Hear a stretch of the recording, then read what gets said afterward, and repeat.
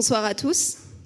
Merci beaucoup d'être venus aussi nombreux pour la toute première table ronde du pôle impact et gouvernance de l'association 42 AI. Pour les externes qui nous rejoignent, déjà bienvenue à l'école 42. Petite présentation rapide de l'asso. 42 AI, c'est une asso qui existe depuis aussi longtemps que l'école, c'est-à-dire depuis 10 ans. Et elle propose donc aux étudiants des ressources pédagogiques pour apprendre comment fonctionnent les IA, apprendre à construire leurs propres IA et également à rejoindre la communauté professionnelle après leur cursus. Cette année, elle a inauguré son tout nouveau pôle, le pôle impact et gouvernance, dont l'objectif est de lancer en fait la discussion pour les étudiants de 42, mais aussi pour un public plus général sur les enjeux éthiques de l'IA. Parce que l'innovation ne suffit pas pour faire le progrès et qu'il ne tient qu'à nous de choisir un futur où l'humain reste au centre.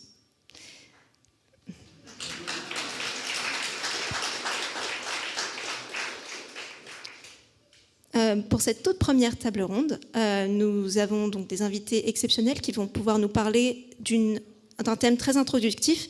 Peut-on faire confiance aux machines, l'IA face à nos valeurs ? Alors, c'est donc sous vos tonnerres d'applaudissements que je vais appeler les noms de Camille Truchot,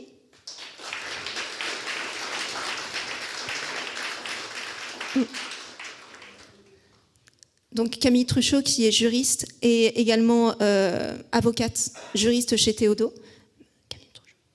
Voilà, tu peux t'asseoir ici. Emmanuel Goffi, professeur éthicien en intelligence artificielle.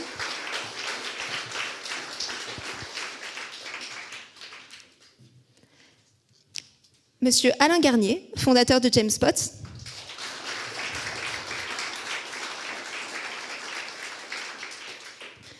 Une plateforme de travail collaboratif qui existe depuis 20 ans, engagée dans la souveraineté numérique. Et bien sûr, pour terminer, Warda Bailish,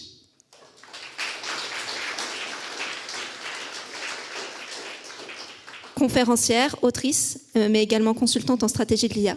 Elle a écrit notamment le livre « L'humain à l'ère de l'IA ». Pour modérer cette table ronde, nous avons le plaisir d'être accompagnés par Shaiman Turler, à la tête de la chaîne YouTube Le Futurologue.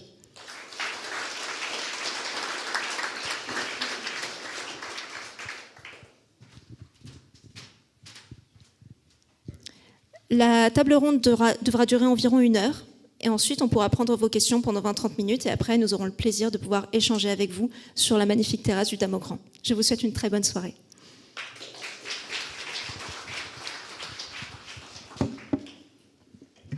Ici pour éteindre si vous voulez. Magnifique. Merci beaucoup pour cette introduction. C'est un vrai plaisir pour moi de pouvoir modérer cette première table ronde du pôle Impact et Gouvernance de l'association 42 AI. Donc aujourd'hui, je vais essentiellement vous lire et vous poser les questions qui ont en réalité été essentiellement préparées par les membres de l'association. Donc un grand merci, un grand bravo à elles et eux pour avoir fait tout ce travail. Bien, pour commencer.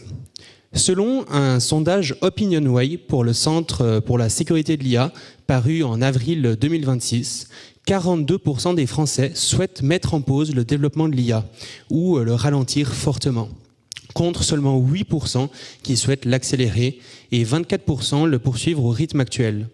Une tendance qui se retrouve à la fois dans tous les grands partis politiques français.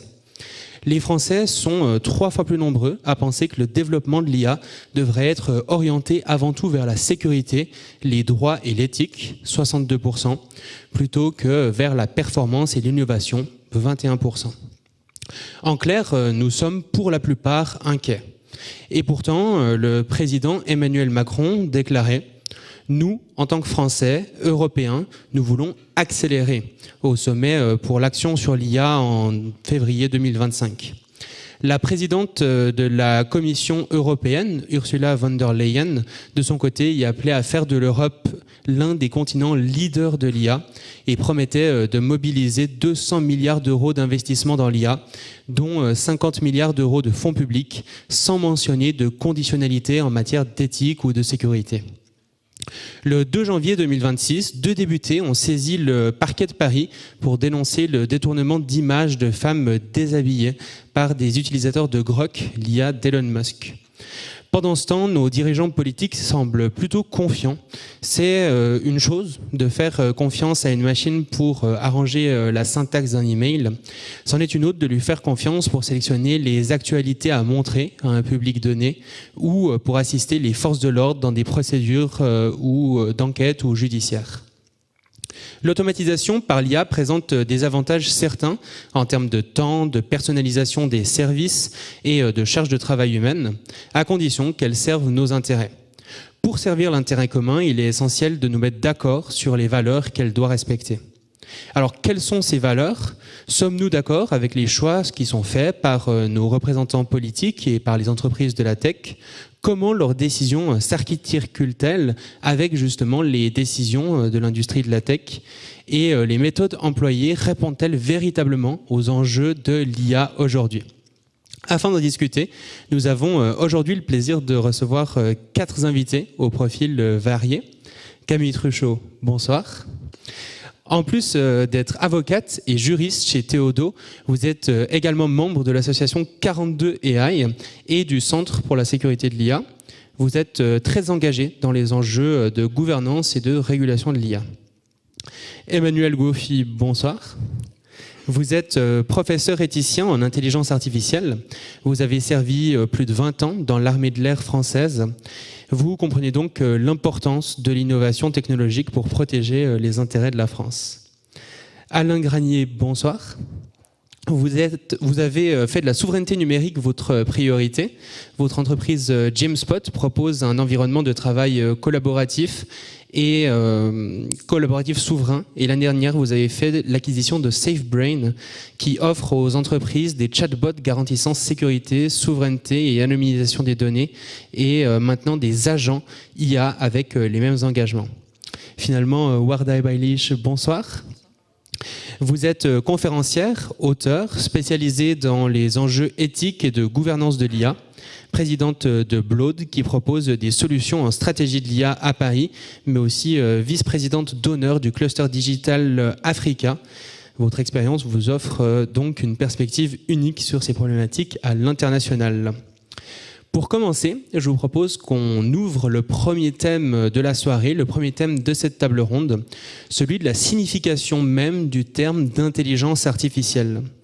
En effet, selon la définition donnée par l'AI Act adopté en 2024 par le Parlement européen, un système d'IA est un système basé sur une machine qui est conçue pour fonctionner avec différents niveaux d'autonomie, qui peut faire preuve d'adaptabilité après son déploiement et qui, pour des objectifs explicites ou implicites, déduit, à partir de données qu'il reçoit, comment générer des résultats tels que des prédictions, du contenu, des recommandations ou des décisions qui peuvent influencer des environnements physiques ou virtuels.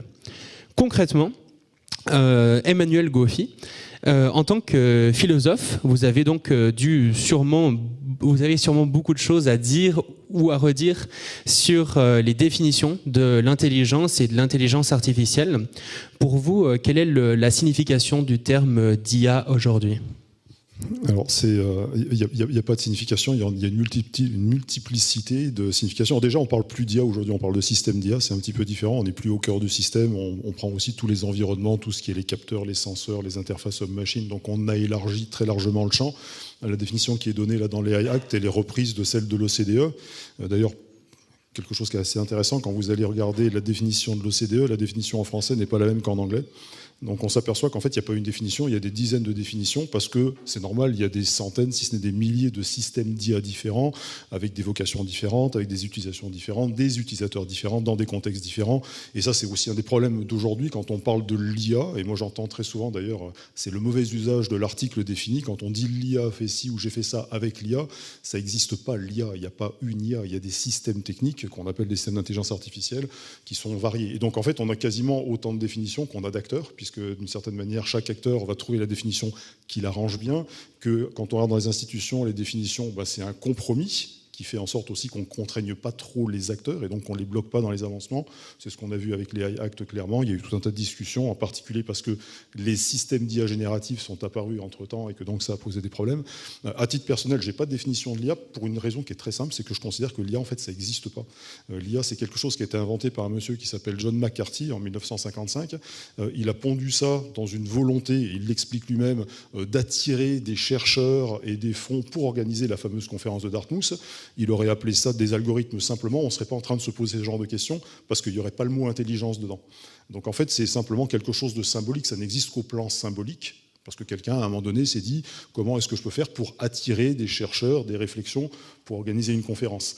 Maintenant, l'IA en tant que telle, ça n'existe pas. Enfin, tous les gens qui font des IT savent très bien que c'est des lignes de code, c'est des algorithmes, c'est des programmes, c'est pas de l'intelligence. Déjà, on n'est pas capable de définir ce qu'est l'intelligence humaine au sens strict du terme. Il y a tout un tas de définitions. Donc, IA, on est encore très très loin du compte. Donc, c'est un label, et je vais finir là-dessus, c'est aujourd'hui très souvent, et quand on parle d'éthique, quand on parle d'IA, on vit dans ce que moi j'appelle une hyperonymarchie, c'est-à-dire qu'on utilise beaucoup d'hyperonymes, beaucoup de mots valises.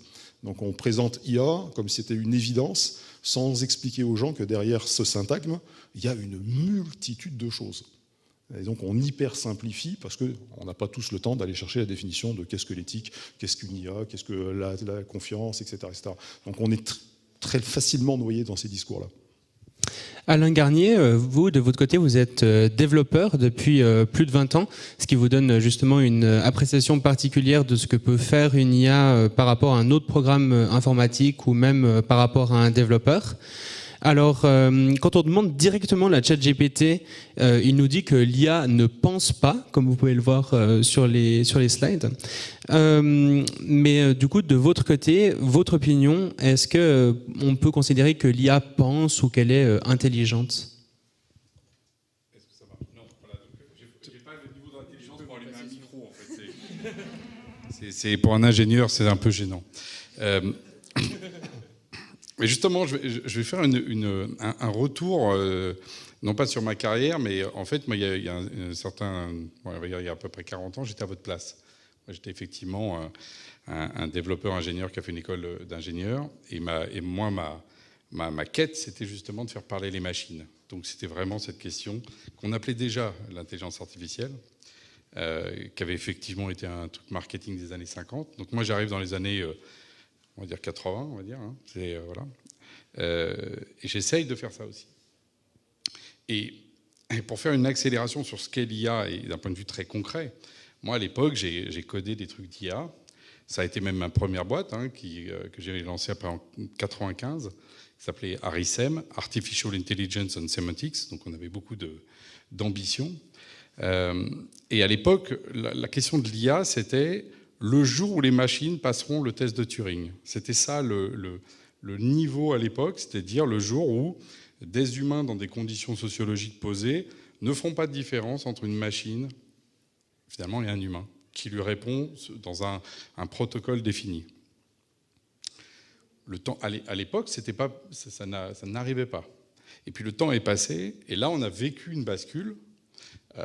Chaque génération a essayé d'être justement l'IA, et l'IA c'est toujours la promesse de demain, on y reviendra, donc je suis d'accord, c'est un concept, un hyperonyme, d'ailleurs un peu fourre-tout, mais à un moment donné, la promesse historique de ce test de Turing a été passée par les machines à travers justement ces fameuses IA dites génératives.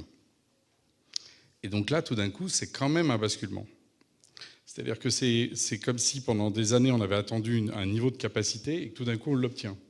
C'est comme un avion, tout d'un coup il vole. C'est plus la même chose.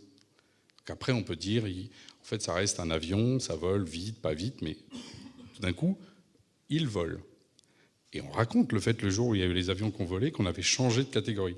Donc pour moi il y a ce moment quand même historique qui est là. Et par contre moi quand des fois j'ai ma définition de l'IA, qui est plutôt justement une pirouette. Moi, je dis qu'effectivement, c'est une incroyable automatisation. Et c'est effectivement incroyable parce que ça touche à notre crédibilité. C'est-à-dire que tout d'un coup, on est impressionné par ce que ça fait. On oublie d'ailleurs même que c'est une machine en face. Et donc, c'est là toute la problématique aussi philosophique. Finalement, à partir de quand on a vraiment quelque chose en face ou quelqu'un, à partir de quand on peut lui prêter des sentiments, ou à partir de quand on peut lui prêter une intelligence, même si derrière, ce sont que des lignes de code qui tournent. Mais peut-être qu'un extraterrestre nous verrait comme un ensemble de molécules qui marchent. Nous ne sommes qu'une machine, vue aussi d'un autre point de vue. Bon. Donc la question épistémologique, pour moi, elle est assez complexe. Mais par contre, d'un point de vue très concret, et moi, je suis persuadé que là, on est dans autre chose dans ce rapport à l'IA, et d'où le fait que ça pose d'ailleurs des questions éthiques, parce que on a franchi le mur du son, on a franchi le fait que ce fameux test de Turing, il est derrière nous, mais très derrière nous. Il faut voir que les tests de l'époque, et qu'aujourd'hui, on est au contraire en train de se dire, attends, non seulement il peut faire semblant d'être une personne à travers une vitre, bon, ok, mais c'est carrément, il peut, cette capacité technique, elle peut faire des choses qui avant étaient dévolues uniquement aux êtres humains, en solo, en collectif, à large échelle. Et donc là, ça pose toutes les questions. Et comme vous êtes ici, enfin pour ceux des praticiens, bah oui, il y a une question d'éthique intellectuelle, politique, mais aussi en tant qu'ingénieur. Moi, j'ai eu plein de décisions à prendre dans ma vie, de savoir ce que je faisais de mes technologies. Donc oui, il y a une question d'éthique qui est aussi clairement dans notre métier. Et ça, il ne faut jamais l'oublier. On n'est pas ingénieur à faire des trucs et dire « Ah, je suis désolé, c'était une bombe nucléaire, excusez-moi, je n'avais pas compris ». Il y a un moment, on sait ce qu'on fait. Donc la responsabilité, elle est là. Donc voilà, c'est un peu ça que moi j'aurais plutôt articulé, enfin l'angle en tout cas qu'est le mien. Camille Truchot, quand on essaye de réfléchir finalement à comment implanter ces définitions de façon plus concrète afin de pouvoir les appliquer, par exemple, quand on regarde du côté du Parlement européen ou qu'on demande directement aux chatbots eux-mêmes, on voit des définitions avec des termes comme autonomie, adaptabilité, déduction, qui sont finalement plus conceptuels que techniques. Donc, selon vous, est-ce qu'il est possible et souhaitable de poser un cadre juridique pérenne pour toutes les formes d'intelligence artificielle ? Oui, la définition, c'est une grande question en droit parce que c'est la définition qui permet de savoir si on tombe dans la réglementation ou on tombe pas dedans et on est soumis à des obligations ou on n'est pas soumis à des obligations. Donc c'est très important que la limite soit claire et qu'on soit capable d'identifier dans quelle situation on se place. Après, tu le dis, une réglementation doit être pérenne, c'est-à-dire qu'elle doit durer dans le temps. Aujourd'hui, l'intelligence artificielle, ça se développe très vite, ça change très vite, et le droit ne va pas aussi vite. On court toujours derrière, les réglementations courent toujours derrière les innovations technologiques. Donc il nous faut aussi des textes qui soient suffisamment généraux pour couvrir plusieurs réalités. Donc il y a un peu ces deux besoins qui sont difficiles. C'est difficile de faire la balance entre les deux. Et j'allais dire, le meilleur exemple en droit, c'est... Nous, notre droit est basé sur un code civil qui date de 1804 et dont certains textes sont toujours aujourd'hui en application parce qu'il est super bien rédigé, c'est très général et ça couvre toutes les situations qui n'existaient pas à l'époque. Et le problème des réglementations aujourd'hui, c'est qu'on cherche à faire des choses trop précises. Mais en même temps, si c'est pas assez précis, il y a un problème de sécurité. On ne sait pas au moment où on développe si les autorités vont venir nous chercher et vont chercher à implémenter la loi. Et ces concepts, moi, je n'aime pas beaucoup la définition de l'IA Act parce qu'il y a des... Tu parlais d'adaptabilité. Dans la définition, c'est qui peut être adaptable. Ça veut dire que c'est même pas un critère. En fait, dans la définition, on utilise des critères. Il faut qu'il y ait une autonomie, il faut qu'il y ait une déduction. Mais sur l'adaptabilité, c'est qui peut. Donc, si ça ne s'adapte pas, ça peut être un système d'IA. Si ça s'adapte, ça peut être un système d'IA. Donc, ça ne nous aide pas beaucoup finalement. Donc, parfois, je me demande pourquoi ils l'ont ajouté. Donc il faut réussir à trouver le juste milieu dans tout ça et cette définition dans les textes, il y a eu derrière des lignes directrices de la Commission européenne qui sont venues expliquer et même après ces lignes directrices qui cherchent à expliquer, on n'est toujours pas au clair sur certaines situations. Alors il y a les LLM, on sait très bien que c'est de l'IA, il y a des petits modèles, je ne sais pas ici par exemple la régression linéaire ou logistique, on sait que c'est pas de l'IA et entre les deux, il y a plein de choses qui sont sur une zone grise où on ne sait pas vraiment, où c'est difficile d'être sûr. Il faudra attendre que les juges tranchent cette question, mais ça va être aussi au cas par cas pour les choses vraiment qui sont à la limite. Warda Bailish, une fois qu'on se pose finalement la question de qu'est-ce que l'intelligence artificielle, il y a aussi une autre question qui est celle de ses valeurs. Justement, ça nous amène à la deuxième partie de cette table ronde, celle sur les valeurs à défendre. Donc, quand on regarde de façon plus concrète, on voit que le Parlement européen a choisi d'encadrer les IA selon les risques qu'elles représentent, à savoir la probabilité qu'elles génèrent un danger et le degré de sévérité du danger en question. Cette approche présente deux gros avantages. Elle met la protection des droits humains fondamentaux au cœur de la régulation, tout en restant assez large pour s'adapter aux outils et aux contextes en constante évolution. Certaines interdictions sont modulées selon le contexte, comme l'identification biométrique en temps réel, qui est autorisée dans les enquêtes sur le trafic d'êtres humains, les attaques terroristes ou en cas de suspicion d'une affaire criminelle. Et l'entrée en vigueur du texte publié dans le journal officiel de l'UE le 12 juillet 2024 est progressive pour laisser le temps finalement à l'écosystème de s'adapter. Ma question avec tout ça, c'est donc, est-ce que selon vous, l'approche de l'AI Act permet de concilier la volonté de protéger des valeurs chères à l'Europe tout en conciliant ça avec justement les ambitions économiques des différents pays de l'UE, ou est-ce qu'il y a au contraire une sorte de tension entre ces deux grands thèmes ? Question très très intéressante. Je vais essayer d'être brève, mais si vous permettez, juste avant, est-ce que au sein de notre cher auditoire, vous pourriez lever la main? J'aimerais juste un peu jauger le nombre d'étudiants 42 présents avec nous ce soir. Tout le monde. Ok, excellent. Ok, parce que du coup, ça va orienter mes réponses. Alors, pour répondre brièvement, j'aimerais juste partager avec notre auditoire ma définition de l'IA. Très rapide.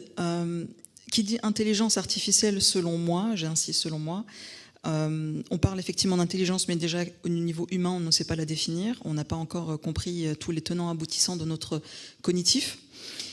Mais quand on parle d'intelligence artificielle, moi je le définis en 3 phases selon les phases de développement, disons les Graal en termes d'accélération, d'innovation au sein des 2 grandes entités internationales comme les États-Unis et la Chine.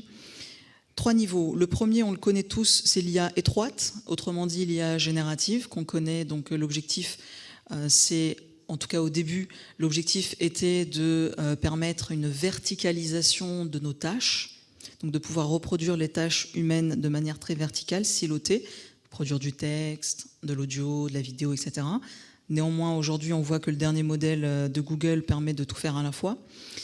Le deuxième niveau d'intelligence artificielle visé, c'est le premier Graal, c'est l'IA, tout à fait, c'est l'IAG. Donc l'intelligence artificielle générale, ce qu'on appelle l'IA forte. Son objectif, c'est vraiment de nous remplacer dans nos capacités de manière vraiment globale. Donc de pouvoir se déplacer, de pouvoir raisonner, c'est le plus important. Aujourd'hui, l'IA calcule. L'objectif de cette IAG, j'ai entendu pas mal d'articles dire que OpenAI avait atteint ce niveau, je n'y crois pas du tout. C'est vraiment de pouvoir nous remplacer dans notre globalité. Et troisième et dernier niveau, parce que j'aimerais qu'on avance, c'est la superintelligence. L'objectif, c'est de dépasser nos capacités et pourquoi pas de créer, envisager des nouveaux mondes et peut-être des éléments que nous-mêmes aujourd'hui on ne pourrait pas envisager. Et pourquoi je vous dis ça, c'est pour revenir à votre question. Selon moi, l'IA Act est nécessaire, sauf que, et là je parle encore une fois de ma propre perspective, c'est-à-dire qu'au-delà de ces différentes casquettes, je suis aussi start-upeuse et l'une de mes innovations ne peut pas être développée en Europe. Impossible. Parce qu'elle est taguée, flaguée, à haut risque. Pourquoi ? Parce que j'envisage d'inclure, en fait, de stocker, donc déjà de capter les données biométriques, mais aussi la reconnaissance faciale. À cause de ces 2 éléments, donc de les stocker et de les utiliser et donc d'en produire des analyses, je suis bloquée. Donc demain, si je veux la développer, il faudra que je transite soit en Chine ou aux États-Unis. Mais tout ça pour vous dire que on veut innover en Europe, on pousse pour l'innovation, sauf qu'on freine avec cette réglementation. Et vous allez voir que je me contredis moi-même, c'est que je suis pour cette réglementation, parce que si on ouvre, disons, ces goulots d'étranglement, hein, l'IA Act, on peut le voir comme un goulot d'étranglement, c'est vraiment en fait une protection pour nos valeurs humaines, une protection pour notre cognitif, mais surtout pour notre avenir. J'aime beaucoup penser aux futures générations. Vous êtes développeur ici, majoritairement dans cette salle. Il faut savoir que, en tant que développeur, vous portez une responsabilité que votre code, demain, pourra soit impacter positivement les futures générations, soit négativement. J'étais développeuse, hein, j'ai commencé ma carrière avec le SQL et le C, et aujourd'hui avec Python. Donc je sais, disons que parfois on a tendance à être vraiment tête baissée, tête dans le guidon, en train de développer pour qu'on ait rapidement le résultat de nos développements, et on a tendance un peu à oublier l'effet systémique de ce qu'on produit. Et donc, c'est pour ça que je voulais absolument rebondir sur cette ambivalence, mais je pense qu'on aura l'occasion de débattre un peu plus tard. Oui, en effet, parce que de votre côté, Camille, vous êtes aussi finalement au cœur de cette tension, parce que votre employeur, Théodo, développe des intelligences artificielles pour toutes sortes d'entreprises. Donc concrètement, comment est-ce que l'AI Act et le RGPD impactent ou vont impacter la mise en place de vos produits ? Oui, effectivement, on développe des systèmes d'IA. Alors nous, comme on ne développe pas des modèles d'IA générales, on n'a pas encore beaucoup de règles, parce que l'IA Act est entré en vigueur en plusieurs morceaux. Donc tout ce qui est General Purpose AI, c'est déjà entré en vigueur. Donc c'est tout ce qui est LLM. Maintenant, les règles qui sont liées à l'IA au risque ne sont pas encore entrées en vigueur, donc on s'y prépare.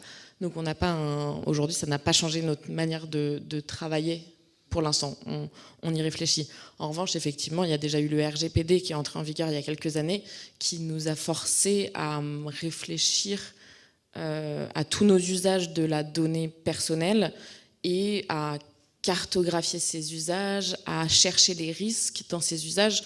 Warda parlait de données biométriques.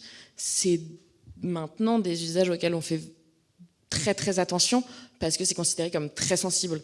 Donc je pense que la culture de toutes ces entreprises tech a beaucoup changé déjà avec le RGPD et on cherche vraiment à, je dis traquer, mais c'est plutôt ce qu'on appelle de la gouvernance dans une entreprise. C'est on cartographie, on estime les risques et on cherche à les réduire.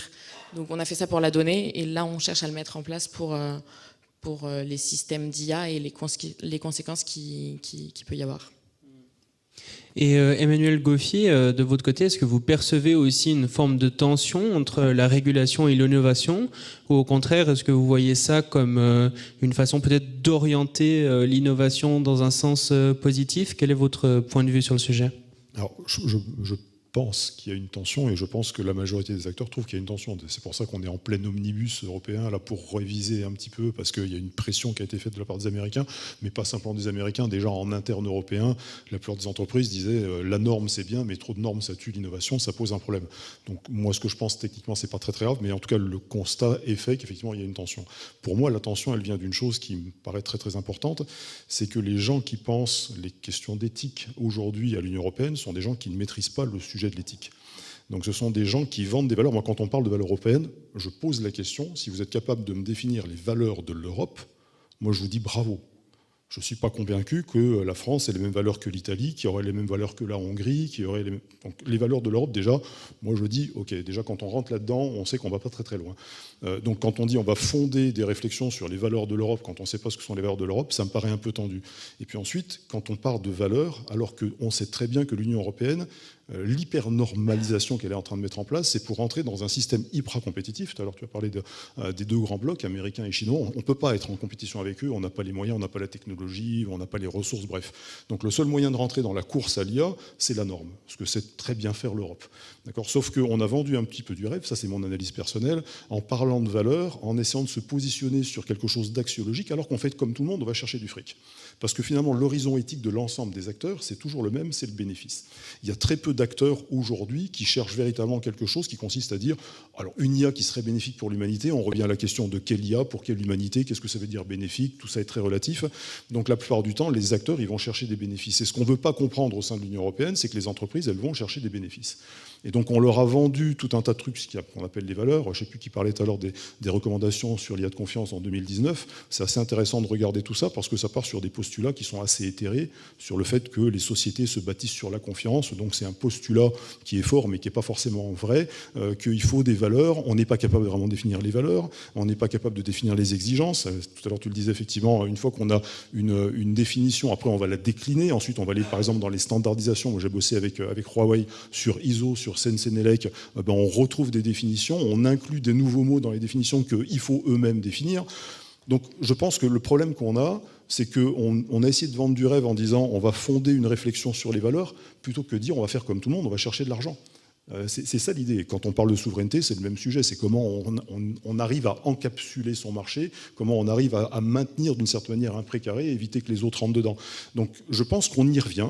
Je pense qu'aujourd'hui, il y a un petit mouvement au sein de l'Union européenne, et je pense que l'omnibus fait partie de ces mouvements-là, qui consiste à dire, à un moment donné, c'est bien toutes ces valeurs, c'est bien toutes ces règles dont on ne sait pas comment vraiment les définir, qui sont pénalisantes parce que les acteurs ne savent pas où aller. C'est ça le problème, c'est quand on n'a pas la bonne définition, qu'on ne sait pas vraiment comment s'attaquer au sujet, on est un petit peu perdu et on est un petit peu à la peine. Donc c'est là où il y a vraiment une tension. Je pense qu'il faudrait revenir à une certaine forme de pragmatisme, qu'on aime ou qu'on n'aime pas, mais en tout cas au moins y réfléchir. Les Américains sont pragmatiques, les Chinois sont pragmatiques. Les Saoudiens, quand je travaille avec eux, sont hyper pragmatiques. Donc arrêtons de vendre du rêve et des valeurs. Et puis disons-nous que ce qu'on va chercher, c'est des emplois, c'est du bien-être social, c'est du bien-être financier, c'est des bénéfices. Parce qu'il n'y a rien de mal d'un point de vue éthique à dire ça, c'est du conséquentialisme, pourquoi pas. Après, il pourrait y avoir un débat, je pense que là c'est un petit peu un rêve fou, il pourrait y avoir un débat un peu plus général, mais je pense que de manière générale, les Français ou même les Européens, vu les circonstances ou les conjonctures économiques qu'on est en train de vivre, globalement, ils sont plus intéressés à comment je vais gagner des sous pour finir ma fin de mois et payer mon loyer et mon essence, que de savoir que sont les valeurs de l'Europe, que veut dire IA, que veut dire... Je pense qu'on est très très loin de la balle. On est parti sur un truc un peu éthéré et je crois qu'on en revient. Et personnellement, j'avais reçu sur mon podcast Gilles Moïse, avec qui on avait discuté aussi de cet aspect de la souveraineté de l'Europe et puis de quel modèle doit prendre l'Europe dans le développement. Et lui défendait une position assez intéressante où il disait finalement que l'Europe pourrait presque avoir des réfugiés numériques de la même manière qu'on a des réfugiés climatiques, ou des réfugiés de guerre, parce que vraiment il commence à y avoir des inquiétudes auprès du grand public en termes de quelles sont les données qui sont utilisées, quelles sont l'éthique derrière les outils, et donc finalement il faudrait repenser, étant donné que c'est pas possible d'être concurrent des États-Unis et de la Chine uniquement via les performances pures, il faudrait justement être concurrent avec une sorte de troisième voie de par les valeurs. Mais du coup, de ce que je comprends, vous êtes plutôt opposé à cette vision-là. Alors très, très rapidement, le problème aujourd'hui de l'éthique telle qu'elle est pratiquée en France, c'est que c'est de la déontologie, et c'est une toute petite partie de la déontologie. Donc en éthique, il y a ce qu'on appelle les éthiques, les théories continentales, il y a le conséquentialisme, il y a la vertu, il y a la déontologie d'Emmanuel Kant, pas celle de Jeremy Bentham qui est juridique. Et ensuite, on a des éthiques chez Max Weber, chez des penseurs de l'éthique du Caire, sur l'éthique de la responsabilité chez Jonas, on a tout un tas d'autres philosophes avec d'autres pensées éthiques, et ensuite, si on étend à l'international, on a des éthiques animistes, on a des éthiques spirituelles, on a des éthiques qui sont des syncrétismes, on a tout un tas d'éthiques. Et aujourd'hui, le problème qu'on a, c'est que nous, on est très kantien, et encore une fois, très kantien superficiel. C'est-à-dire, je suis une autorité légitime, je fixe une norme, vous appliquez. Sauf que très souvent, les gens qui fixent la norme ne sont pas les gens qui ont les mains dans le cambouis. Je vais rebondir sur... moi, je pense que l'Europe a des valeurs, mais effectivement, elle les cache. Parce que la vraie valeur de l'Europe, en fait, la première valeur, c'est mercantile. C'est effectivement, ça a été construit sur le fait de faire du business et ouvrir les capitaux, être capable de pouvoir vendre des produits. Et simplement, c'est qu'il y a un deuxième pilier, c'est que quand on veut être mercantile, en plus, la deuxième valeur de l'Europe, parce que moi je me bats sur tous ces sujets-là, y compris d'un point de vue politique, un deuxième sujet, en fait, ils sont toujours à chercher le bonheur du consommateur. Ça, c'est la deuxième valeur de l'Europe. Dans le modèle libéral. On est bien d'accord par rapport à effectivement l'ouverture que tu as pu donner. Et dans le modèle libéral, aider le consommateur, et là on retrouve le mot qui a été mis sur souveraineté. Qu'est-ce qui s'est passé sur les 20 dernières années? C'est que les Américains, sur la question numérique, ont compris qu'il y avait une guerre économique qui allait se faire sur ce terrain-là. Et ils nous ont commencé à nous donner des produits de plus en plus diffusés, avec une logique d'ailleurs de diffusion par la gratuité, ce qui allait très bien à l'Europe. C'est comme ça qu'on a énormément de produits freemium chez nous. Vous ne payez pas pour avoir un Gmail mail, alors qu'un mail, normalement, c'est payant. Mais derrière, il se récupère avec la pub. C'est pour ça qu'en tant qu'étudiant, vous avez Microsoft qui est dans toutes les universités françaises qui ont été données gratuitement. Mais vous inquiétez pas, il se récupère après quand dans les boîtes du CAC 40. Et donc, on a un phénomène qui a été effectivement une logique dans laquelle les Américains ont tout à fait compris la logique de l'Europe, qui était effectivement celle de dire les consommateurs seront contents. Le seul problème... Et là, l'IA vient rendre ça encore plus problématique. On a donc perdu cette souveraineté, qui est pour moi la question de l'équilibre de marché. Aujourd'hui, je ne sais pas si vous savez, 80% de ce qu'on achète dans le numérique en France est américain. Donc ce n'est pas un marché, je veux dire, qui est équilibré. D'accord ? 10% pour le reste du monde, il reste à peine 10% pour le marché français. Vous voyez ? Bon. Donc on est totalement dépendant. Et aujourd'hui, ça génère 262 milliards par an de balance commerciale déficitaire vis-à-vis des États-Unis. Donc là, c'est plus, par exemple, si on regarde en France, ça fait 60 milliards par an, sachant que, bon, avant l'histoire du détroit d'Ormuz, on avait une balance commerciale déficitaire du pétrole de 40 milliards. Donc oui, on dit toujours on est dépendant de l'énergie, 40 milliards pour le pétrole, 60 milliards pour le numérique. Et là, avec l'IA, c'est en train d'exploser. Donc en fait, il y a une deuxième question de risque et de problème éthique. Et là, j'en reviens aussi à l'éthique, ou en tout cas l'éthique business, plutôt l'éthique parce que sinon, effectivement, le terme philosophique, il peut nous emmener ailleurs. C'est que tout ce qu'on fait aujourd'hui qui continue à rajouter 1 euro, un token dans la machine américaine ne fait que créer notre dépendance. Et une dépendance qui fait que d'ailleurs, on le paye par... Alors là, tous les problèmes qu'on a, on n'a plus de quoi investir pour l'éducation, etc. Donc on a notre modèle social qui est abîmé, mais parce que le rapport Draghi a été assez clair là-dessus, les 30 points d'écart de PIB qu'on a avec les États-Unis, de pertes, viennent du numérique. Point. Parce qu'ils sont aussi des industriels que nous, les Américains par exemple, voilà. Ils se font tacler par les Chinois comme nous, ils ne sont pas meilleurs. Mais par contre, sur le numérique, alors là, ils surperforment, et c'est comme ça qu'ils arrivent à créer de la valeur. Et simplement, c'est que maintenant, là, si on fait ça reste sur image là, donc ça, c'est mon combat sur la souveraineté, et je pense que c'est essentiel qu'on change là-dessus. Et d'ailleurs, vous avez une part de responsabilité, là, clairement, de vos choix d'outils, de vos choix de systèmes. Voilà. Est-ce que vous continuez dans la machine américaine, ou est-ce qu'on réintroduit un équilibre? Moi, il ne s'agit pas d'être refermé comme les Chinois, il s'agit de rééquilibrer. Et là, avec l'IA, c'est vertigineux. Parce que du coup, on se dit, c'est pas seulement le numérique en tant qu'économie, c'est que si on se projette et qu'on dit que l'IA peut être, ce que je disais tout à l'heure, le remplaçant d'une partie de nos jobs, c'est toute une partie de nos jobs qui vont se transférer, pour faire simple, hein, je simplifie, mais en tokens qu'on achètera chez les Américains. Donc imaginez demain si 10% de notre PIB devient du token qu'on achète aux Américains, on est déjà endetté, on ne pourra pas le faire. Donc, il y a un problème social qui se pose, un problème économique profond. Et là, l'Europe, tout d'un coup, se réveille. Oui, elle a aidé les consommateurs, mais elle se rend compte qu'elle est allée trop loin. Donc, elle-même est en train d'aller sur le chemin de la souveraineté. Donc, elle dit qu'il faudrait que du cloud, maintenant, qui devienne européen. Et d'ailleurs, il y a eu des choix. Il faudrait arrêter d'avoir des suites bureautiques, soit Google, soit Microsoft. Et c'est pour ça que nous, on commence à avoir un peu de vent dans le dos. Voilà, on est un peu poussé par ça. Et là, je reviens sur cette histoire d'éthique et de valeur. Il y a quand même derrière, et c'est pour ça que je te rejoins complètement sur la question du business, quoi. C'est qu'à un moment donné, il faut être pragmatique. Est-ce qu'on a les moyens, tout simplement, de construire des choses qui font qu'on peut tout simplement construire une société? Et non pas, on est un pays sous-développé, ce qui est le cas aujourd'hui, numérique. On est une colonie, au sens propre du terme, pour moi. On peut reprendre d'ailleurs tous les éléments, une colonie numérique des États-Unis. Et ça, c'est le basculement. Et on parle beaucoup du risque de l'IA comme étant un risque. Oh là là, on va faire des IA qui vont faire du mal aux gens. Oui, mais là, on parle même carrément que le risque éthique de ne pas associer IA et souveraineté, c'est un risque de désagrégation de la société européenne. Et je ne dis pas ça pour faire peur, parce que justement, moi, j'ai entendu, on ne peut pas lutter contre les Chinois, on ne peut pas lutter contre les Américains. Ça, c'est pas vrai. Aujourd'hui, on a un PIB plus gros que les Américains. C'est juste que sur une question essentielle, et c'est pas à vous que je vais apprendre ça, qui est le numérique. Moi, j'ai rencontré, j'ai pas rencontré le dernier président, j'ai rencontré tous les autres, mais j'ai rencontré leur premier ministre, etc. En fait, ils ont à peine compris que c'était important. Moi, par exemple, je suis le CSF, le comité stratégique de filière. Toutes les filières industrielles existent, la pêche, l'agriculture, etc. La filière numérique, moi j'en fais partie, je suis au conseil d'administration, a été signée, vous savez quand ? L'année dernière. L'année dernière, la France s'est dit, mince, il y a une filière numérique, il faudrait qu'on fasse quelque chose.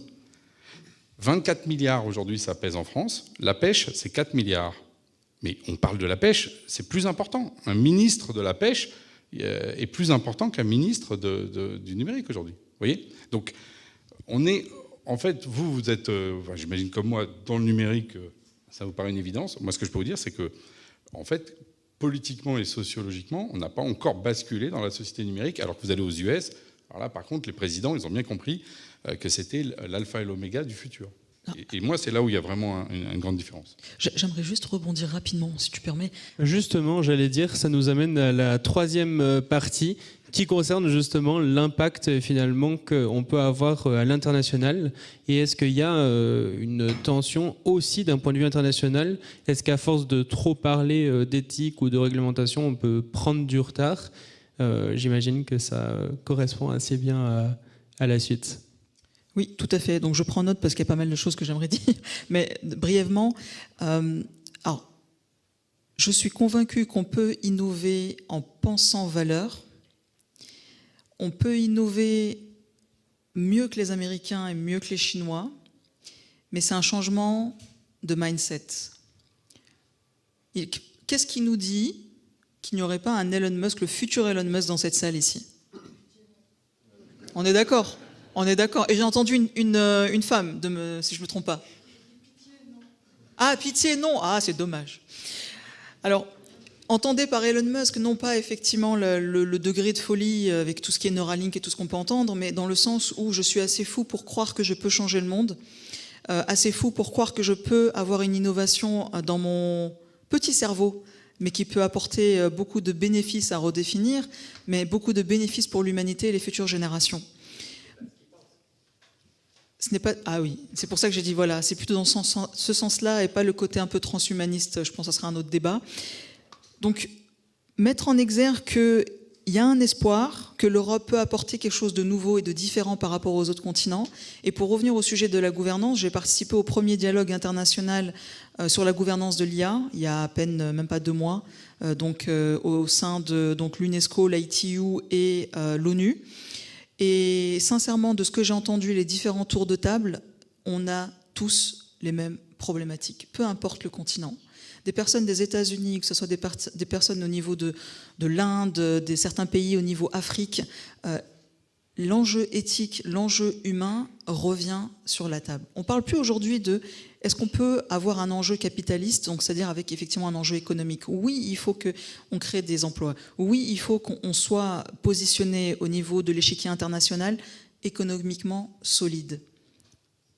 Mais l'un n'empêche pas l'autre. Pourquoi pas créer une solution qui soit bénéfique pour l'humanité, qui réponde en fait à ces enjeux éthiques, tout en générant. Je vais avoir un cas très simple.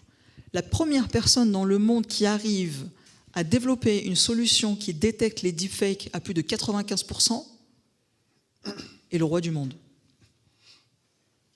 Mais aujourd'hui, il n'y en a pas. Ça répond à un enjeu éthique. Il y a un enjeu économique. Pourquoi pas en développer ? La première personne dans le monde qui arrive à développer le système qui permettra de bloquer une intelligence artificielle si elle déraille, c'est à répondre à un enjeu éthique et à un fort enjeu économique. Donc on peut être milliardaire ou extra-milliardaire, pour pas dire dépasser OpenAI, si on arrive en fait à avoir des solutions orientées pour le bénéfice et donc la protection de l'être humain. J'ai théorisé en fait, l'open data cognitif. Aujourd'hui, tous les systèmes d'IA, je vais citer le système monolithe, donc TikTok, l'algorithme qui est derrière TikTok, aujourd'hui a la capacité en fait autant de lire nos émotions, de capter notre intérêt en fait lorsque par exemple vous scrollez au niveau de TikTok, si vous utilisez TikTok, si vous en fait le doute que vous pouvez avoir par rapport au mouvement de votre doigt sur l'écran, il arrive à capter ce niveau de détail au niveau de la granularité de votre comportement. Donc en sachant ça, mais en plus qu'il peut écrire dans nos cerveaux, c'est pour ça que j'appelle open data cognitif, ils ont la capacité aujourd'hui technologique et technique de capter nos pensées, notre intimité, mais aussi d'écrire, c'est-à-dire de nous influencer, nous manipuler en termes d'opinion, en termes de pensée. Donc quand on sait ça, pourquoi pas, nous en Europe, de faire émerger quelque chose qui soit autant puissant, mais qui soit international et donc bénéfique pour l'humanité.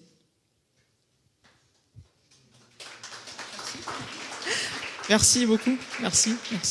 Et s'il y a des idées dans la salle, je suis là. Parce que c'est vrai qu'on réfléchit souvent finalement à l'économie, à la sécurité ou l'éthique en termes de tension. Est-ce que parfois on ne peut pas y voir aussi un peu l'inverse? C'est-à-dire, est-ce qu'aujourd'hui, il n'y a pas certains secteurs, notamment des secteurs critiques comme par exemple la finance, la médecine ou autres, qui pourraient et qui voudraient intégrer l'intelligence artificielle, mais qui refusent de le faire ou le font dans des conditions qui sont un peu problématiques du fait que les systèmes d'intelligence artificielle ne soient pas si sécurisés. On voit par exemple des systèmes qui vont supprimer des bases de données d'entreprises sans que l'entreprise l'ait demandé et donc qui peuvent poser finalement des gros impacts, même d'un point de vue purement économique, négatifs de par leur manque de sécurisation. Et ce genre d'exemple ne manque pas, que ce soit d'un point de vue de la cybersécurité, ça peut aussi nous ouvrir à beaucoup de problèmes, par exemple d'intégrer du code généré par IA mais qui pourrait contenir des vulnérabilités. Mais étant donné qu'il faut aller le plus vite possible, on va quand même l'intégrer. Est-ce que ça, c'est aussi une perspective que vous avez ou qu'est-ce que vous pensez finalement de ce point de vue? Peut-être Emmanuel ou Camille. J'avoue que je n'ai pas vraiment saisi le fond de la question, donc je ne sais pas trop. Ça me paraissait très général et partir dans tous les sens, donc je ne sais pas. Je sais pas. Moi, si on parle du code, parce que là, en plus, tu nous amènes sur le code. Aujourd'hui, ce que je vois, c'est qu'il y a une accélération du delivery du code. Bon, on produit du code beaucoup plus vite que quand on le fait à la main, on le déploie beaucoup plus vite, et en plus, on intègre avec justement l'open source, qui est par contre là aussi une petite révolution quand même de notre secteur. Hein. Moi, dans les années 90, ça n'existait pas. On écrivait tout ce qu'on faisait. Ce qu'il faut voir, c'est qu'on est tous là des nains sur les épaules de géants. Avec en plus maintenant, on est sur les épaules d'un cheval au galop avec l'IA. Donc qu'est-ce qui se passe? Il y a de la célérité. Et moi, je ne sais pas pour vous, moi j'ai un scooter, typiquement, quand je vais vite, c'est là où je me suis cassé une patte une fois parce que effectivement j'ai trop accéléré. Voilà. La célérité crée l'accident. Et après, la question, c'est est-ce que pour autant il faut empêcher les scooters? Bon, il y a plein de gens qui vont dire non, il ne faut pas les scooters. Généralement, c'est des gens qui marchent à pied. Voilà. Donc la question après du risque dans la société humaine a toujours été posée. L'accident de voiture est né de la voiture. Fallait-il interdire les voitures? Est-ce que vous savez qu'au départ, d'ailleurs sur les voitures, la première chose qu'ont fait les gens, c'est qu'ils ont légiféré pour que la voiture n'aille pas plus vite que le cheval. Ah oui, c'était ça qu'on avait dans le mental. Aujourd'hui, on est d'accord que les voitures vont plus vite que les chevaux, bon, à peu près. Donc en fait, on s'aperçoit aussi qu'il faut dompter la bête. Et le problème, c'est qu'on est dans des sociétés vieillissantes qui ont peur de tout. Et donc, effectivement, on légifère dans tous les sens. Et moi, je pense en plus qu'on légifère très mal. Ça a été dit, d'ailleurs. C'est-à-dire qu'en fait, plutôt que de poser des principes simples, des principes que tout le monde peut retenir, c'est comme l'étape de la loi. Moi, je ne suis pas religieux, mais tu ne tueras point, c'est simple. C'est pas compliqué. Voilà. Ne pas faire du mal aux autres, ça se comprend. C'est des principes. Et en fait, on transforme ça en IA Act qui fait 600 pages. Et donc, en fait, personne ne peut d'ailleurs l'appréhender, le comprendre. Et souvent, d'ailleurs, en plus, ça ne traite pas les vrais problèmes. Donc, moi, je pense qu'il y a un tenseur. La célérité crée de l'accident. Est-ce qu'on est prêt à l'accepter? Voilà. Et deuxième chose, c'est que si on veut réguler tout ça, régulons-le plutôt avec des principes et non pas du process, non pas du juridique compliqué. Voilà, ça c'est vraiment mon point. Et vous, moi, par exemple, je suis entrepreneur, donc à un moment donné, moi j'ai une responsabilité sociale, j'ai une responsabilité, par exemple, moi les IA, elles sont beaucoup plus débridées, par exemple, quand elles sont sur mes genoux, que quand elles sont déployées chez mes clients. J'ai 400 000 utilisateurs, 400 clients, je fais attention, je ne suis pas dans le même rapport. Pourquoi ? Parce que c'est la même chose que quand je suis tout seul, tant pis, je ne suis peut-être pas malin que mon scooter, des fois j'aurais dû rouler moins vite, mais si je suis conducteur de bus, j'ai une responsabilité. Donc c'est là on retrouve une logique de discipline qui est un truc que tout le monde connaît. Vous n'allez pas faire le foufou si vous devenez chauffeur de bus, où là vous êtes irresponsable. Alors qu'on va dire, il est en trottinette tout seul, s'il n'abîme pas quelqu'un, c'est moins grave. Vous voyez ? Et ça, dans l'IA, il y a exactement les mêmes choses. C'est-à-dire que le déploiement de code, s'il ne touche que vous, les gens qui ont joué avec OpenClaw et qui se sont retrouvés avec leur base de données et leurs mails supprimés, j'ai envie de dire, moi, ça m'est arrivé de supprimer des mails avec une tasse de café qui est tombée sur mon ordi. Est-ce qu'il fallait arrêter le liquide autour des ordinateurs ? Vous voyez, les accidents font partie du monde. Mais maintenant, vous voyez, mais par contre, est-ce que de dire que tout le monde doit déployer OpenClaw au niveau mondial et pour les impôts, on va déployer OpenClaw dans votre banque ? Peut-être pas. Vous voyez ? C'est là où je crois qu'il y a une question aussi et ça, par contre, c'est jamais écrit comme ça. Quand vous lisez l'IA, tout ce truc-là, vous voyez jamais les choses que moi je considère comme étant très basique dans notre rapport à ce qu'est le bien, le mal, le risque. Voilà. Donc, et en particulier, je pense qu'il faut accepter cette célérité, cette vitesse, dans des endroits où justement on ne va pas tuer trop de gens. Voilà, on va le dire assez simplement. Et par contre, là où il y en a un problème avec l'Europe et les États-Unis, c'est que nous, on surprotège en disant il faut tout dire ce qu'on fait. D'ailleurs, les gens finissent par mentir. Regardez ce qui s'est passé avec l'ANTS. L'ANTS avait passé tous les contrôles de sécurité, de cybersécurité. Là, ils ont été défoncés, poutrés, et il y a une dizaine d'administrations comme ça. Ils avaient tous passé les tests de sécurité. Parce que c'était quoi ? C'était des gens qui avaient rempli des cases administratives. Est-ce que derrière, il y avait des gens qui regardaient dans les firewalls si vraiment il y avait des intrusions ? Non. Mais par contre, c'était des gens en costard qui étaient capables de mettre des tampons au bon endroit. Vous voyez, la question aussi, c'est que, encore une fois, on ne prend pas, en France en tout cas, le numérique au bon niveau. Voilà. Voilà. Donc ça, pour moi, c'est vraiment le message. Et si vous pouvez, vous aussi, éduquer les gens autour de vous, je pense que ça aidera. Merci infiniment. J'aimerais juste rebondir au niveau cybersécurité. Je ne sais pas si vous avez remarqué, mais l'intelligence artificielle capte, lorsque vous dialoguez avec elle, quand je dis elle, je ne personnifie pas, mais différents outils, peu importe l'outil que vous avez choisi, que vous utilisez, plus vous allez dialoguer avec ce système, et plus elle arrive en fait à cartographier la manière dont vous vous exprimez, votre syntaxe, votre plume, vos mécanismes de pensée. Sans qu'on s'en rende compte, elle est en train de capter nos informations. Mais pourquoi je vous dis ça ? On parle de cybersécurité. Au niveau biométrique, effectivement, c'est un véritable enjeu au niveau des données médicales. Mais quel est le danger en fait qu'elle capte ces informations ? Encore une fois, c'est le Graal qui recherche, en trame de fond. Il y a une accélération. Effectivement, moi je fais le parallèle entre le paquebot et la fusée. On a les accélérations et les innovations. C'est M. Trump qui dit « Ok, peu importe, on ne régule pas et je lève toutes les régulations, les lois sont interdites, il faut absolument accélérer, ne jamais nous faire dépasser par la Chine. » Et d'un autre côté, effectivement, nous, on prend le temps de réfléchir. Et pour moi, c'est une force qu'on ne doit pas négliger, qu'on ne doit pas abandonner. Parce que plus on va vouloir aller vite, plus on va faire des erreurs, ce qui est bien en soi, parce qu'on est un peu risk-averse en Europe. Donc ce qui est bien de faire des erreurs. Sauf que le risque, c'est qu'on ait un peu trop d'informations partagées dans ces systèmes, et donc nos failles, nos forces effectivement, mais aussi nos failles.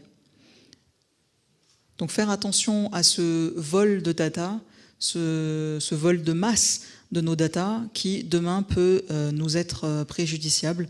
Donc au niveau des données médicales, effectivement encore plus, quand on sait quelles sont les faiblesses d'un peuple, on connaît les faiblesses d'une nation. Il ne faut pas oublier qu'il y a des enjeux géopolitiques, et la force d'une nation, c'est son armée, mais pas que, c'est aussi son peuple. Récemment, j'ai eu la chance, l'honneur de parler avec le général en fait, qui travaille sur le combat du futur.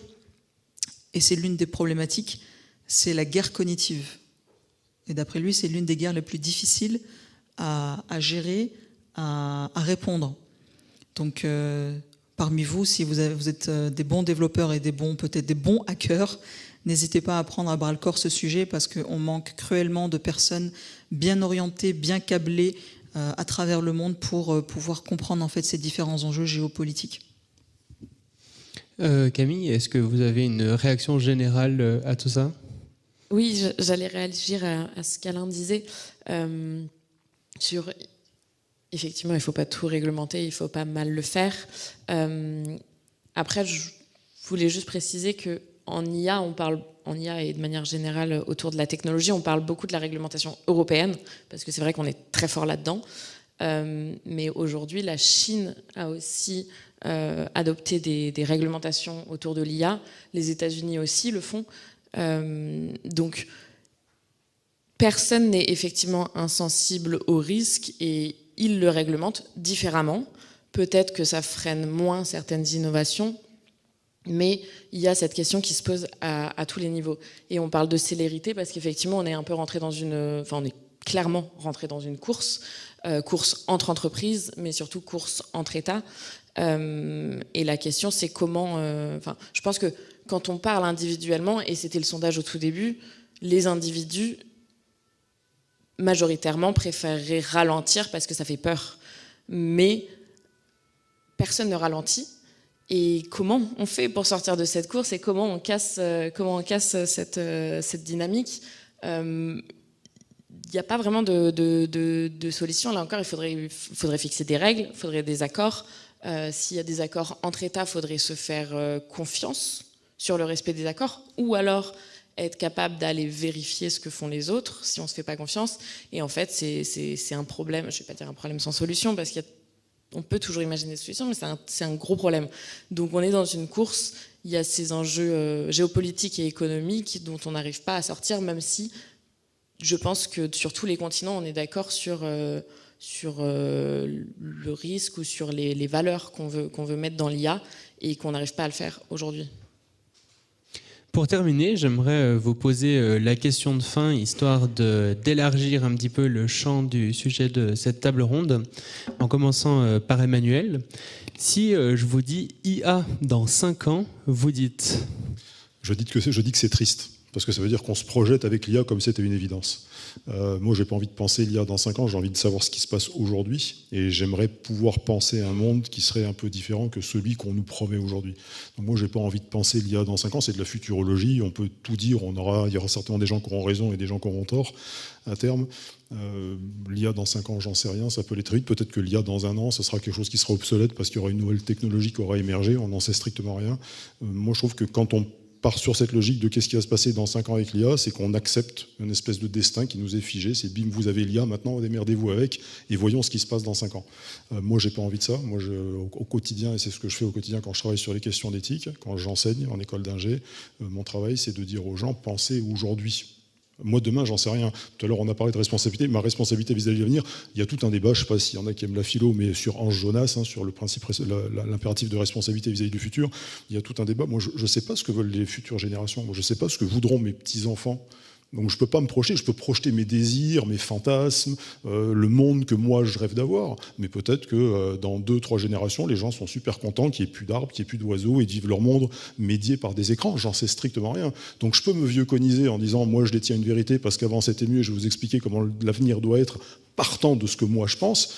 Mais ça n'a aucun intérêt parce que finalement, dans 5 ans, je ne sais pas ce que les jeunes qui sont ici, qui font des formations, attendent exactement. Il y en a peut-être dans le groupe, là, leur seul objectif dans la vie, c'est de gagner du fric. Et peut-être qu'ils n'auront pas du tout les mêmes perspectives que moi, et c'est tout à fait louable, et il n'y a aucun problème. Il y a peut-être d'autres personnes qui auront des visées peut-être plus humanitaires. Peut-être que ça va s'estomper au fur et à mesure qu'ils vont rentrer dans la vie, parce qu'on s'aperçoit que les valeurs, une fois qu'on rentre dans la vie, elles perdent un petit peu, évidemment, de leur importance. Donc, vraiment, le truc, moi, c'est je ne veux pas me projeter dans 5 ans, parce que je ne veux pas me dire mon avenir dans 5 ans, ce sera de l'IA. Voilà, j'ai pas envie de dire ça.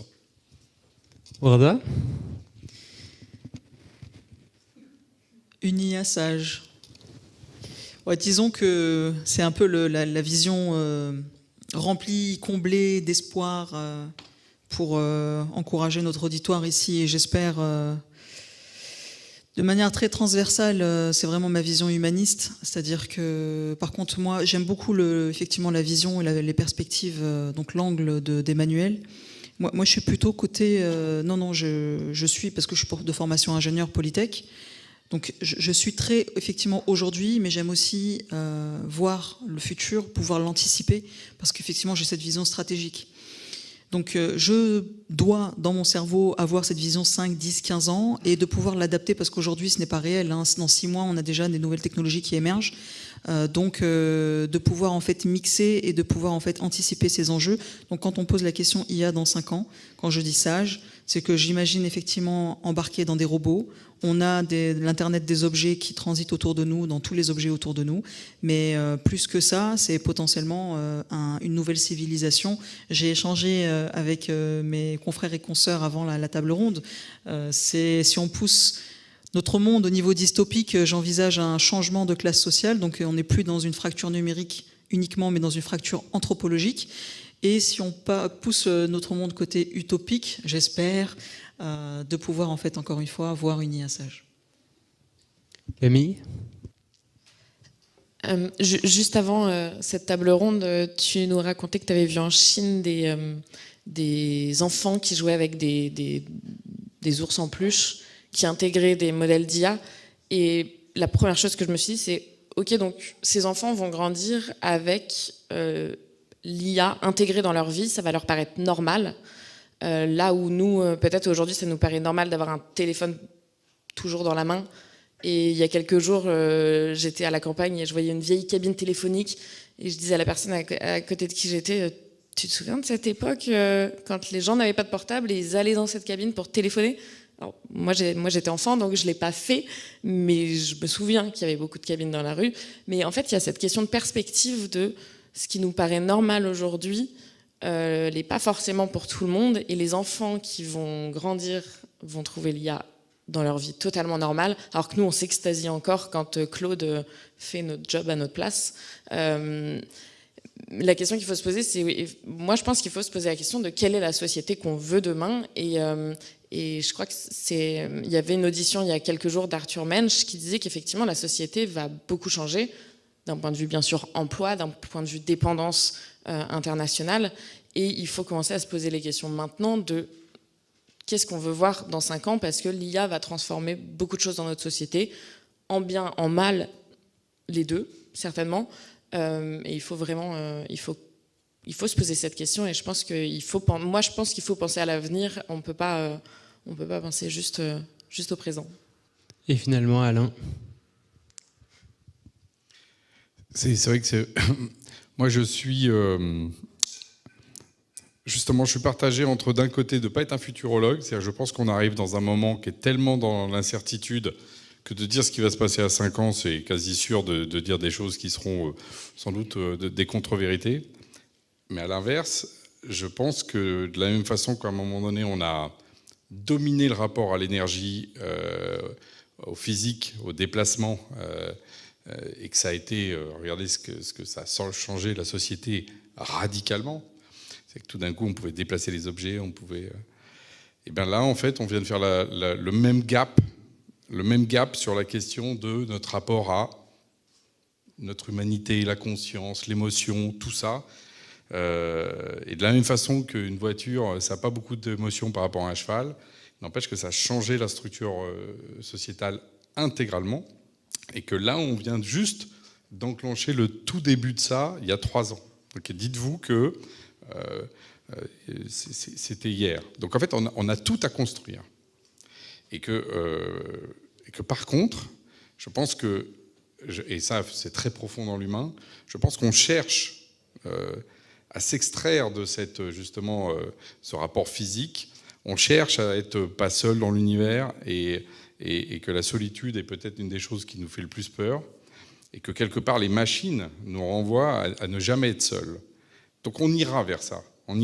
C'est pas, il y aura des endroits, alors on en parlait, où il y aura peut-être des stops. Il y a des gens qui vont dire non.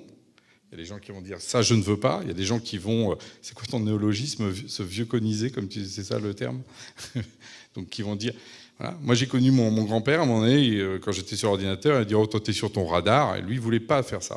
Et moi, j'ai jamais eu de jugement pour mon grand-père en me disant il était plâtrier et il en avait rien à foutre de mon ordinateur et j'en ai jamais voulu. J'ai jamais considéré que c'était quelque chose de dégradant. Moi, je pense qu'au contraire, chacun vit la vie qu'il veut. Mais majoritairement, d'un point de vue social, je pense qu'il va y avoir un grignotage de toutes nos fonctions qu'aujourd'hui on voit comme étant nécessairement humaines par la machine. Et donc, qu'on appelle l'IA par métonymie un peu globale. Et ça, à 5 ans, à la vitesse où ça s'est passé en 3 ans, je pense qu'effectivement, ça peut aller très vite de manière assez massive.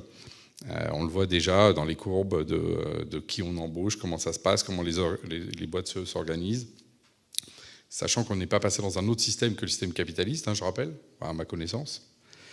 Qu'il n'y en a pas un autre qui est en train d'arriver demain matin, enfin peut-être que, mais moi je ne l'ai pas vu. Donc en fait, c'est dans le contexte libéral qu'il va y avoir ça. Donc avec aussi le greedy qui va avec ça, c'est-à-dire le fait de l'avidité du fameux Elon Musk, qui d'ailleurs est effectivement détestable. Et je finirai juste là-dessus. Quand il y a eu l'industrie, Rockefeller, à un moment donné, donc là on parle bien de la physicalité enfin voilà, c'était pas la voiture, c'était le chemin de fer, mais c'est pareil.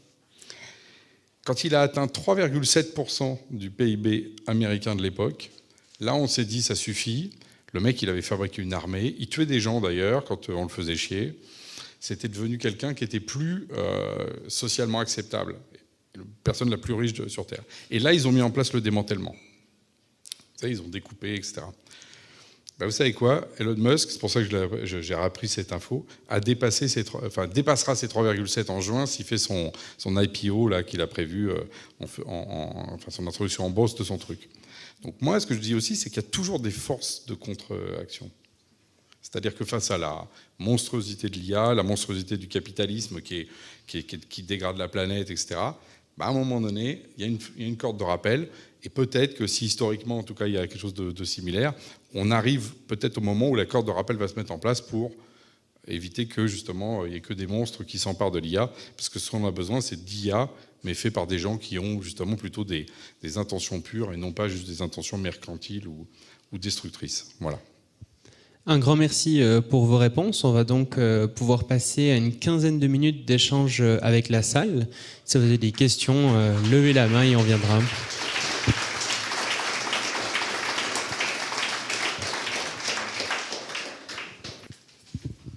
Merci beaucoup. J'ai vraiment trouvé cet échange hyper instructif et voilà, je voulais vous remercier tous les 4 et évidemment le modérateur pour ça. Je voulais rebondir un peu sur ce que vous disiez par rapport à Rockefeller. J'ai le sentiment que l'économie numérique, elle est basée autour d'oligopoles, avec par exemple Microsoft et Apple qui vont se combattre sur les systèmes des systèmes d'exploitation. Comment ça se fait qu'en 20 ans, selon vous, et je ne sais pas si vous avez une réponse, on n'ait pas réussi à sortir de ce dogme-là, de dire, voilà, il faut qu'on soit hyper concentré pour être performant. Et j'ai l'impression qu'on revoit ça aujourd'hui dans l'intelligence artificielle. Par exemple, voilà, en disant que OpenAI a le meilleur modèle, Claude est le meilleur modèle, etc. Et est-ce qu'on peut sortir de ce dogme-là? Est-ce que c'est quelque chose qui est envisageable, selon vous? Ou est-ce que c'est un frein qui est intrinsèque, justement, à cette technologie et au numérique en règle générale? Non, justement, ça n'a pas à voir avec le numérique, ça a à voir avec le monde capitaliste et le monde libéral qui fait que si à un moment donné vous avez par exemple beaucoup plus d'argent, vous êtes numéro 1, vous avez non seulement la capacité d'avoir votre marque que tout le monde répète et donc du coup quand vous dites tiens je veux acheter une voiture, vous connaissez 3 marques de voitures et c'est tout, ou 5. Et deuxième chose, c'est que vous allez avoir ensuite des effets sur le marché qui vont être délétères. Par exemple, si vous êtes le premier, on vous en donne plus d'argent que les autres en ont plus. Par exemple, c'est ce qu'on a aujourd'hui en termes de levée de fonds. Et le premier peut donner, par exemple, moins cher que les autres, par exemple gratuitement, de l'IA. Donc évidemment, les gens viennent dessus. Donc ça, c'est l'effet, par exemple, d'entraînement. Donc ça a été théorisé, ça, par exemple, par les grands-pères du monde capitaliste. Et donc ils ont dit, ce qu'il faut dans ces cas-là, c'est tout simplement empêcher les monopoles et les démanteler. C'est Adam Smith, le fameux, qui pour nous est un dangereux libéral, il l'avait dit. Sauf que les États-Unis, en fait, l'ont fait plusieurs fois. Ils l'ont fait pour Rockefeller, ils l'ont fait aussi dans le domaine de la chimie, ils l'ont fait ensuite dans les telcos. Et ils se sont fait laminer par les Japonais dans les années 80. Il ne faut jamais oublier ça. À un moment donné, le Times, couverture, le Japon peut racheter les États-Unis.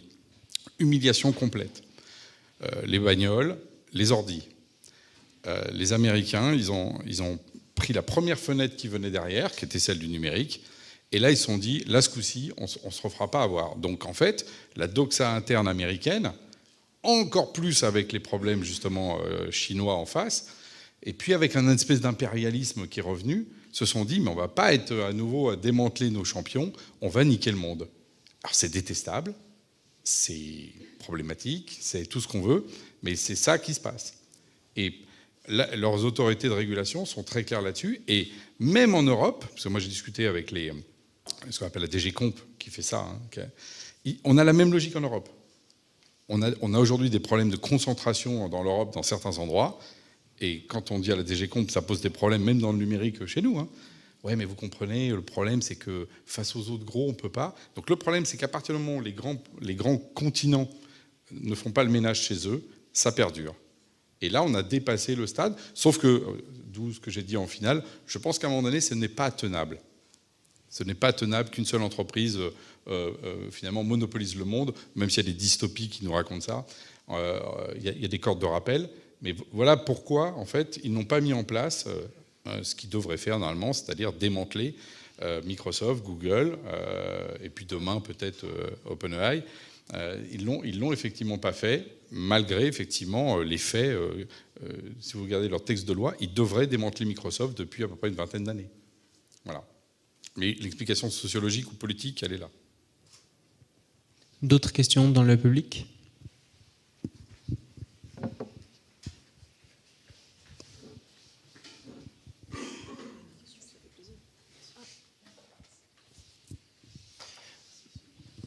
Merci à vous pour nous avoir éclairé sur les questions de l'IA. Moi, j'avais une question sur l'innovation. Yann Lequin est en train de développer des nouvelles typologies de modèles sur les AGI avec ce qu'il appelle les world models, des nouveaux modèles qui seraient capables d'apprendre de zéro, assez compacts, et qui vont dépasser les raisonnements probabilistiques pour aller vers vraiment le domaine de l'expérience. Je voulais savoir ce que vous pensez justement de cette nouvelle innovation et de son projet à lui.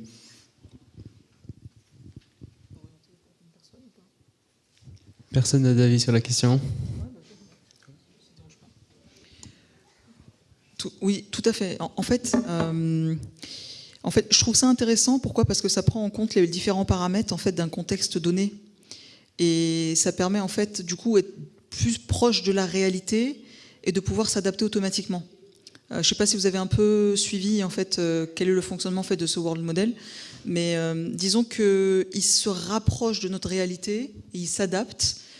Après, en termes de performance, j'attends de voir, parce qu'il ne les a pas encore déployés tel un OpenAI ou ce qu'on entend aujourd'hui au niveau des LLM ou des SLM d'ailleurs.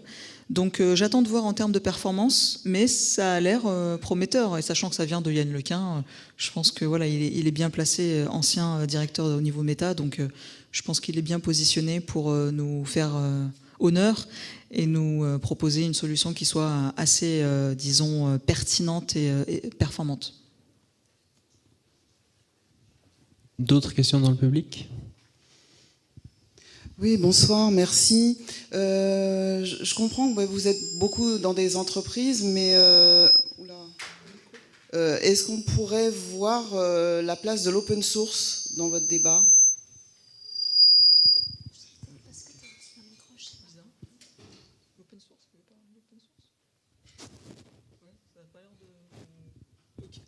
Ok, je prends. Alors, l'open source...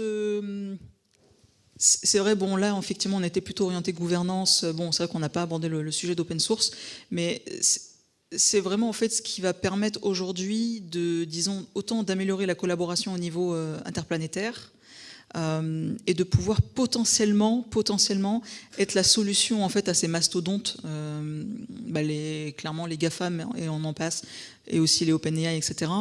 Donc il y a des consortiums qui sont en train de se monter, mais comme disait effectivement très bien Camille, elle l'a très bien relevé, c'est qu'il y a une difficulté, c'est qu'on n'arrive pas à se mettre d'accord.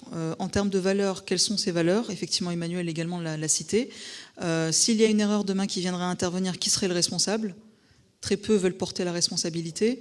Et d'ailleurs, j'avais participé à l'European Resilience Summit, donc c'est le sommet européen sur la souveraineté et la résilience européenne. Et c'était de mémoire, je pense, Capgemini, et enfin 2 grands cabinets internationaux qui en fait nous ont partagé sur des projets stratégiques qu'ils menaient à l'international. Et je leur ai soumis effectivement cette problématique. Je leur ai dit, mais au lieu de chercher le responsable, pourquoi pas créer un groupe qui serait potentiellement responsable de chercher la solution, mais pas qui est le fautif. Encore une fois, c'est une question de mindset. On est tout le temps en train de chercher le fautif pour X ou Y raison, sauf qu'on devrait plutôt chercher une solution. Donc c'est ce mindset un peu américain, hein, un peu, disons, de vouloir à chaque fois accélérer, avancer, de chercher plus les solutions que les erreurs. Donc c'est un sujet qui est lourd, c'est un sujet où on n'a pas forcément toutes les réponses. On cherche à avoir disons un data center open source, à avoir une infrastructure open source, à avoir des logiciels, des plateformes open source, donc de pouvoir améliorer en fait cette collaboration, sauf que ça ne se fait pas du jour au lendemain. On n'arrive pas à avoir cette entente, donc on revient aussi sur les enjeux de gouvernance. Donc on n'y est pas, clairement. Oui, je peux rebondir parce que l'open source pour moi, c'est parce qu'en plus je suis en tant que praticien et je l'ai vu arriver, je suis un grand consommateur d'open source et je pense comme tous les gens qui sont ici. Mais en fait, c'est vraiment le FBI de notre sujet, c'est-à-dire que c'est la fausse bonne idée et qui est d'ailleurs intéressante parce qu'elle renvoie effectivement à ce qu'on rêverait peut-être et qu'on ne peut pas assumer. Et on l'a dit tout à l'heure, c'était la question de l'argent. On confond open source et gratuité. La question, en fait, à un moment donné, c'est que l'open source, c'est quoi? C'est le code est ouvert, d'accord, mais il appartient à qui, en fait? C'est la propriété qui est derrière, qui est la vraie question. Et alors, le truc, c'est que s'il appartient à personne, le code, on ne fait pas d'argent avec. Pas de problème. Alors, c'est des chercheurs qui font des choses, c'est des gens le soir. Mais en fait, face à ça, encore une fois, on est dans un monde, encore une fois, libéral, capitaliste, dans lequel on vend des produits. Je pars de là, moi, hein, parce qu'effectivement, on pourrait dire, demain, on serait dans un autre monde dans lequel on serait tous avec un revenu universel, etc. Mais si ce n'est pas le cas, le problème, c'est qui paye pour l'open source. Sachant que, effectivement, il faut vendre des produits derrière. Si je vends mon produit, j'ai une logique quand même plutôt de propriété de ce que je vends, et justement, et de responsabilité. Donc, en fait, ce qu'on est en train de voir aujourd'hui, c'est que l'Europe est en train de se faire aveugler. Alors là aussi, c'est génial, parce qu'il y a les lobbies américains qui poussent, d'ailleurs, l'open source en Europe, en se disant comme ça, les Européens, non seulement ils n'auront pas d'argent avec ce qu'ils vont faire, mais en plus, ils seront obligés d'acheter les produits chez nous. Donc là, c'est génial. On finance, et aujourd'hui, de toute façon, on est dans le syndrome de Stockholm, comme toute bonne logique coloniale. Hein. C'est-à-dire qu'on est en train de mettre de l'argent public, donc nos impôts, pour financer de l'open source par des fondations, des trucs comme ça, qui donnent après des magnifiques briques technologiques qui sont embarquées gratuitement par les géants américains, qui, eux, consomment aussi beaucoup d'open source, qui nous revendent des produits que nous, on paye très cher. Voilà. Si vous imaginez dans un truc comme ça, si je vous représente le schéma de l'eau, vous allez dire il y a un petit problème à un moment donné, parce que nous, en fait, elle vient d'où l'argent? Alors on aurait une production qui viendrait d'un autre pays, ou on aurait une production agroalimentaire, je ne sais pas quoi. Pourquoi pas? Mais ce n'est même pas le cas. Donc en fait, l'open source, c'est vraiment la mauvaise idée économique actuelle, mais par contre, elle répond à tous les trucs humanistes, européens, un peu le côté valeur, un peu bisounours par rapport à nos valeurs. Et moi, je pense qu'on fait une erreur magistrale. En ayant peur de grands méchants capitalistes, sur lesquels vous avez bien compris que j'ai aucune amitié, ni quoi ni qu'est-ce, plutôt que de réguler ceux-là, on régule les petits chez nous, en se mettant dans une logique d'open source sans argent. Ça, c'est vraiment une voie sans issue. On parlait dans 5 ans. Si dans 5 ans, par exemple, l'Europe passe une obligation d'open source pour tout, moi je vous dis que dans 10 ans, vous verrez que le numérique européen aura une valeur proche de zéro. On sera producteur, juste un peu comme la recherche, et produit de l'intelligence, mais produit pas de valeur, autre que de la valeur pour l'humanité tout entière, mais pas forcément de la valeur pour eux-mêmes. Et moi, ça ne me choque pas. Mais est-ce qu'on peut imaginer que l'Europe soit uniquement fonctionnement comme ça? C'est-à-dire, qui paiera des gens qui n'auront pas de débouchés économiques? Je pose la question. Quand on pose la question comme ça, il y a une espèce d'absurdité de ce modèle. Et je confirme qu'aujourd'hui, on a cette tentation parce qu'on est incapable de faire face à effectivement qui on est pragmatiquement face à ces Chinois et ces Américains qui ont par contre un modèle extrêmement clair et ils savent où ils vont. Rapidement, juste pour que vous ayez une visibilité, en fait, par exemple, l'avantage de l'open source au niveau humaniste, c'est par exemple les laboratoires médicaux qui permettent en fait de partager leur set de données à d'autres laboratoires internationaux, donc de pouvoir progresser sur des recherches médicales auxquelles ils ne pourraient pas avoir accès. Donc oui, effectivement, c'est orienté humaniste, donc il y a des avantages, mais au niveau économique, oui, il y a tendance à oublier le volet économique. On va prendre une toute dernière question dans le public.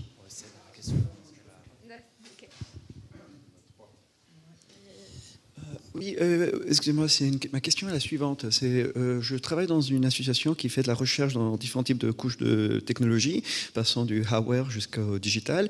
Et vous avez parlé sur le Data Act, le AI Act et d'autres et comme ça. Donc ma question est la suivante.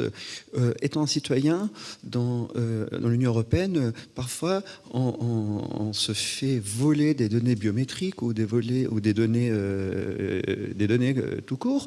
Et après notre recherche, on s'est rendu compte que les institutions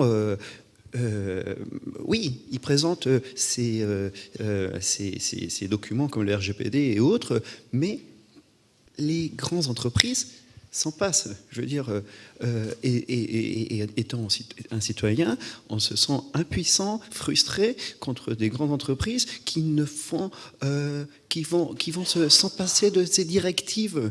Et donc ma question, c'est si vous pourriez me donner des conseils ou donner votre avis pour faire face à quelque chose, sachant que la donnée, comme on le sait, c'est le nouvel pétrole. La donnée, c'est une valeur inestimable. C'est la base de l'intelligence artificielle, des modèles et autres. Donc, quel serait votre avis pour protection plus efficace, plus efficiente des données personnelles des citoyens?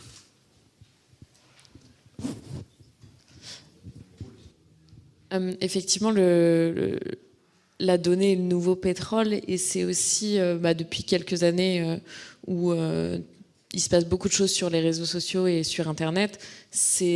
On dit quand c'est gratuit, le produit c'est toi, tu payes avec ta donnée. Il y a toute une économie de la donnée qui s'est créée et le RGPD a tenté d'encadrer ça. Maintenant, effectivement, il y a quand même une exploitation de la donnée dans les cadres légaux. Alors, il y a toujours des abus. Parfois, il y a toujours des acteurs qui sortent des cases. J'allais dire, la loi est faite pour être contournée. C'est une phrase d'avocat, mais toute règle a ses failles et elles sont exploitées. Après, aujourd'hui, on a le sentiment parfois que notre donnée est exploitée et je ne sais plus comment vous avez dit, mais qu'on est... je ne sais plus quel était le terme, mais ça reste dans un cadre et on ne peut pas tout légiférer, c'est ce qu'on disait tout à l'heure. Il faut trouver le bon curseur entre trop encadré, pas assez, et en tant que citoyen, on a envie d'être protégé, mais on a aussi envie d'utiliser ces services, que ces services soient précis. On est content quand ChatGPT nous répond des choses très personnalisées, nous appelle par notre prénom, j'en sais rien. Enfin, on cherche toujours une surpersonnalisation, mais en même temps, on veut protéger nos données. Donc, il y a tout à l'heure, on parlait d'une incohérence. On a nos propres incohérences aussi. On peut, par exemple, toujours refuser les cookies, et pourtant, on a cette possibilité, mais les personnes continuent elles arrivent sur un site internet, il y a le pop-up accepter les cookies, ça m'emmerde, je veux pas voir ce pop-up parce que ça m'empêche d'accéder immédiatement à mon site. Je clique sur le gros bouton qui est tout accepté. Alors qu'on nous a donné la possibilité de le refuser, mais le bouton est plus petit, il faut aller le chercher, et parfois il faut passer par 3 pages. C'est là où il n'y a pas de solution miracle. Après, je ne sais pas quelle était la question, c'était des conseils pour mieux se protéger. Refuser les cookies, mais c'est déjà presque has-been de dire ça. C'est plus d'actualité du tout. Disons que renforcer les institutions, parce que je pense que les institutions, la Commission européenne et compagnie, ils sont un peu trop faibles par rapport au lobby et tout ce qui se passe.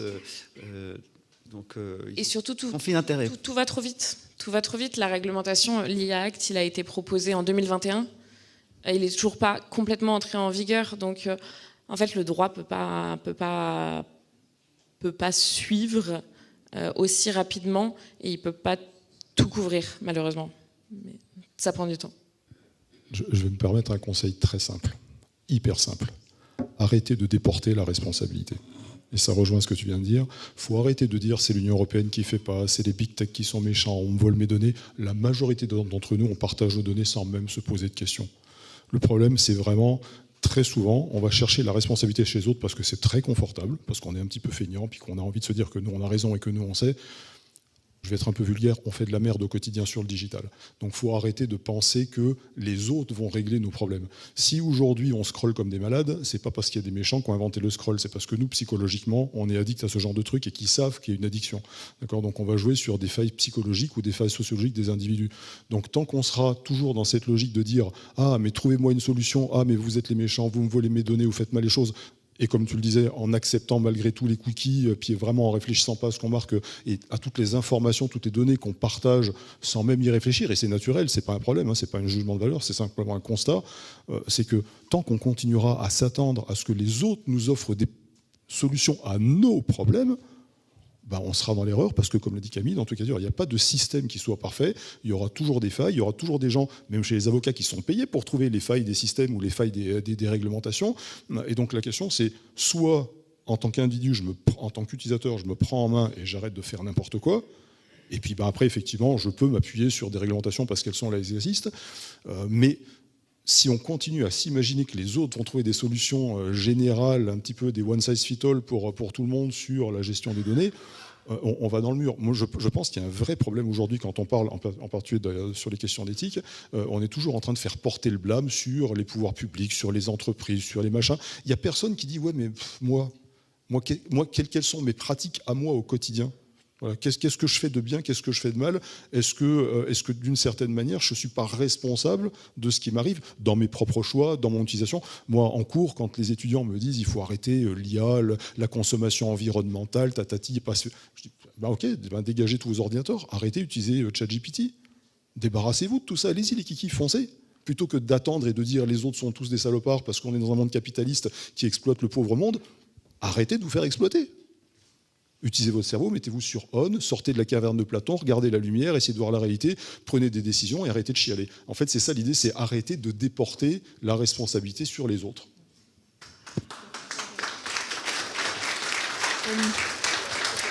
Tout à fait. En fait, c'est exactement ce que je voulais dire. En fait, j'ai théorisé la notion de lucidité numérique.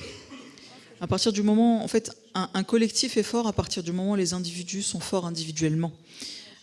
Si chacun arrive à atteindre ce niveau de lucidité numérique, c'est-à-dire que j'utilise l'IA, mais à certaines mesures pour qu'il n'accède pas en fait à toutes mes données. En fait, c'est la notion de ruse. En fait, je forme à l'IA et souvent, en fait, je réutilise ce terme. Soyez rusé lorsque vous utilisez l'IA. Ne lui donnez pas tout. Questionnez-la, promptez d'une certaine manière que, 1, vous ne lui donnez pas toutes vos données, et que 2, elle va vous donner en fait plus de capacités que vous lui en transmettez.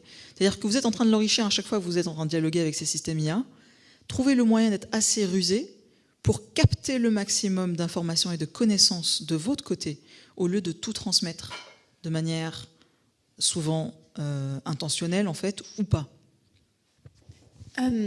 Alors, il ne s'agit pas d'une question, mais d'une réaction en fait, à ce que vous venez de dire. Ça marche ? Ok. Déporter la réalité, c'est un peu ce que vous faites, non ? Quand vous déplacez le blâme des structures vers les individus en disant que c'est de notre faute si on se fait taper dessus. Je trouve ça un peu gros, non ? Je pensais assister à une séance une conférence sur l'éthique par rapport à l'IA. Et là, depuis le début, tout ce que j'entends, c'est qu'il faut abandonner la quête des valeurs à l'échelle européenne Parce qu'on ne sait pas les définir, oui, parce qu'on est plusieurs groupes différents avec des valeurs différentes. Mais ce n'est pas pour autant qu'on ne devrait pas favoriser un groupe de valeurs. Et au-delà de ça, abandonner les valeurs pour faire de la thune, si j'ai bien compris. Ben non, vous n'avez pas bien compris. Déjà parce que j'ai pas dit qu'il fallait déporter la réalité, j'ai dit qu'il ne faut pas déporter la responsabilité. Ensuite, j'ai pas dit qu'il fallait faire porter la responsabilité uniquement aux individus. J'ai dit qu'à un moment donné, il faut prendre nos responsabilités en tant qu'individus. Ensuite, j'ai pas dit qu'il fallait abandonner les valeurs. J'ai dit qu'on faisait une erreur de manière générale, déjà parce qu'on ne sait pas quelles sont les valeurs européennes. Et ensuite, je rejoins ce qui a été dit, c'est qu'à un moment donné, il faut avoir des valeurs pragmatiques, il faut savoir quelles sont vraiment nos valeurs. Ensuite, c'est beaucoup plus complexe que ce que vous semblez le penser. L'éthique, c'est quelque chose d'extrêmement complexe, vraiment extrêmement complexe. Et quand on parle de valeur, on parle de quelque chose de complexe en soi. Donc l'idée, c'est pas d'aller faire de la thune, c'est pas non plus ce que j'ai dit. Donc c'est aussi un problème de compréhension. J'ai simplement dit qu'à un moment donné, il faut être pragmatique et il faut faire le constat. Et je fais suffisamment de consulting en entreprise et j'ai suffisamment travaillé dans les entreprises pour voir que la plupart du temps, les entreprises, leur vocation, c'est pas de sauver l'humanité ou de faire de l'IA bénéfique, c'est de développer une technologie qui leur permet de gagner de l'argent. Alors après, qu'on le fasse d'une manière ou d'une autre, c'est un autre sujet. Donc votre interprétation me paraît un peu tranchée. Sur ce, un grand merci à nos intervenants pour cette table ronde.